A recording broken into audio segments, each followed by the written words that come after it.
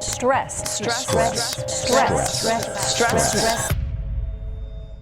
Stress is often hurting our health. It can increase your chance of stroke, heart attack, and depression. If this scares you, it's a clear sign to stick around until the end. Andrew Huberman breaks down everything you need to manage stress and help others too. We've broken it into chapters for easy digestion. The first part is a bit boring but crucial to understand how stress works. Then we'll cover common mistakes, what actually works, and solutions for different types of stress. And probably the most exciting part, supplements. Let's jump into the video and take first step to more relaxed life. Today we're going to talk about objective tools that leverage your ability to lean into life better, literally to just feel better about what you're experiencing, and to be able to control your emotions.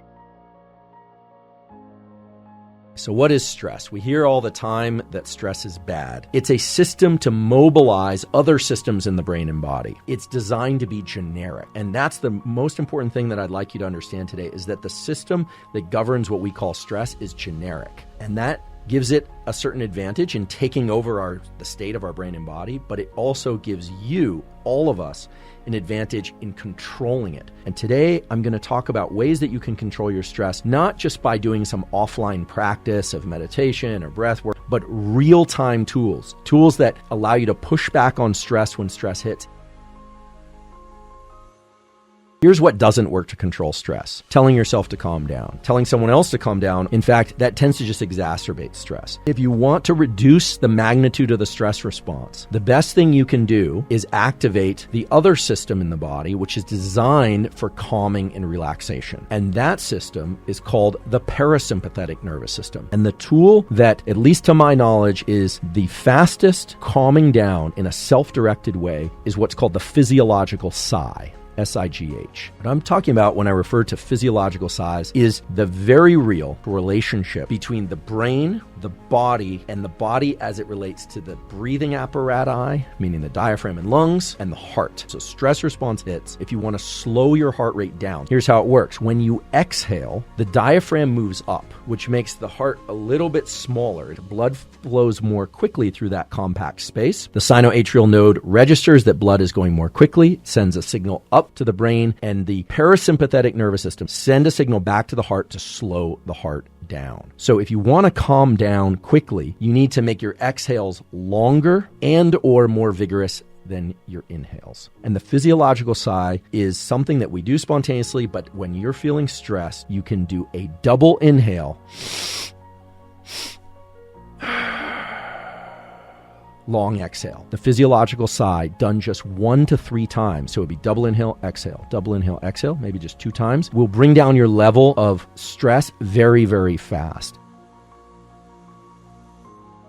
So stress can be short-term, medium-term, or long-term. Long-term stress is indeed bad for all the reasons I just mentioned and many others. But what's never actually been discussed is what stress is so terrific for, positive for in the short term. Acute stress. When the stress response hits, that is good for your immune system. Stress often comes in the form of bacterial or viral infection, and the stress response is in part organized to combat bacterial and viral infection. And in fact, that short-term stress brings certain elements of the brain online that allow you to focus. But what I'm about to talk about now is the use of, again, respiration, breathing, to somewhat artificially activate the stress response. Why would somebody want to do this? Well, deliberate hyperventilation done for maybe 25 cycles. So inhale, exhale, inhale, exhale, inhale, exhale. If you do that for 15 breaths, 20 breaths, 25 breaths, you will feel very alert. People who have anxiety will feel anxious. They might even have an anxiety attack. However, we need to ask why that kind of breathing feels that way. And it's because that pattern of breathing, rapid movements of the diaphragm, will liberate adrenaline from the adrenals. So it's the release of adrenaline. When adrenaline is released in the body, you are in a better position to combat infections. You should not do this unless it's right for you,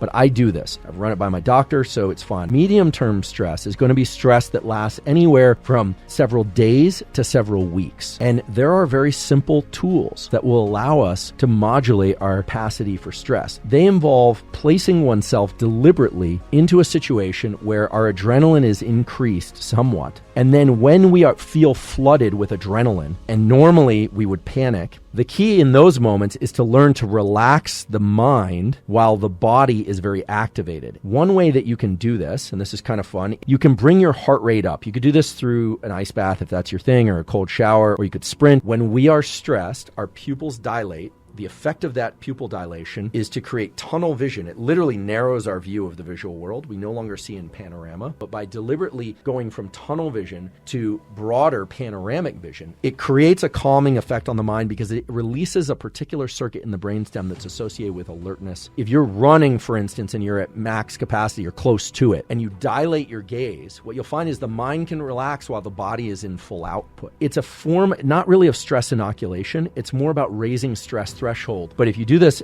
maybe once a week or so, you start being comfortable at these higher activation states. What once felt overwhelming and like a lot of work now is manageable. It feels tolerable. So that's for navigating medium-term stress. Now, long-term stress is bad. You do not want adrenaline up in your system for a very long time. And ideally, you would have your stress go up various times throughout the day, but it would never stay elevated and it would never prevent you from getting a good night's sleep. Now, that isn't realistic. For me, 3-4 nights out of the month, no matter what I do, I don't get the best night's sleep that I would like to get. We know that chronic stress, elevated stress, creates heart disease, leading killer in most every country, but in particular in the US. One of the things that really can mitigate against the long-term negative effects of chronic long-term stress isn't just having fun. We hear all this stuff. You need to play and have fun, but having a sense of delight, a sense of really enjoying something that you see and engage in, witness, or participate in, that is associated with the serotonin system. And certainly play is one of those things, social connection of various forms. Those are things to invest in. Now, there are a plethora of things that will also impact well-being and allow you to modulate your long-term stress. And we don't have time to go into all these, but of course, finding the diet and nutrition that's right for you, the exercise schedule that's right for you, the sleep schedule, all that. But do not underemphasize the social connection part.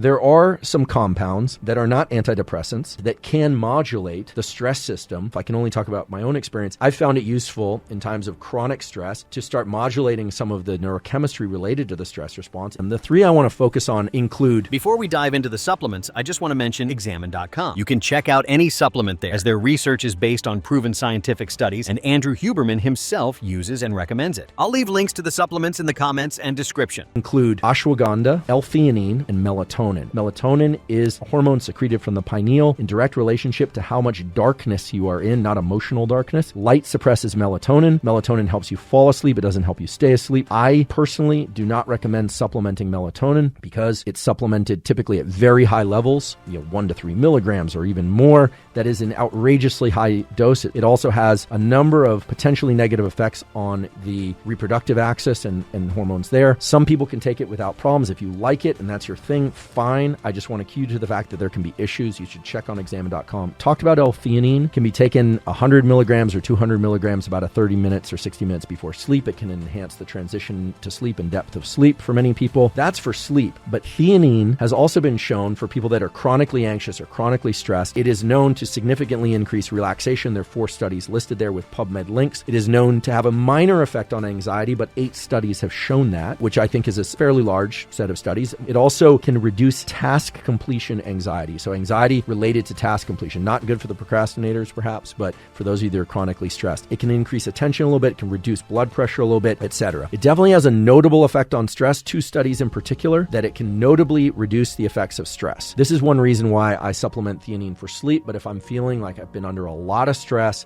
and I'm not managing my stress very well with the short-term and medium-term tools that I talked about earlier, I might start taking a little bit of theanine, especially in the late afternoon, which is when I tend to start to feel like I haven't gotten enough done and the day is kind of carrying on. Ashwagandha is known to lower anxiety and cortisol. There are, 6 studies that collectively show reductions in cortisol is typically associated with waking up in the morning, which is good. That's a healthy, brief cortisol bump. But you don't want cortisol chronically elevated. That's associated with all the bad stuff about stress. Across 6 studies, 14.5 to 27.9 reduction in cortisol in otherwise healthy but stressed individuals. This is great. I mean, the opportunity for me anyway to be able to take something that can help me reduce my cortisol so that I don't get some of the long-term effects of stress. And I'm not going to take ashwagandha year-round. I would only do this if I was feeling like I wasn't managing my short and medium-term stress well. There are 5 other studies that show reduced stress, so that's not cortisol measurements, but things like fatigue, cognitive impairment, etc. Mild effects in good clinical studies on reducing depression, probably associated with the effects on stress. I hope this will help you manage stress and anxiety. Leave, like, and sub, and I highly recommend watching this next.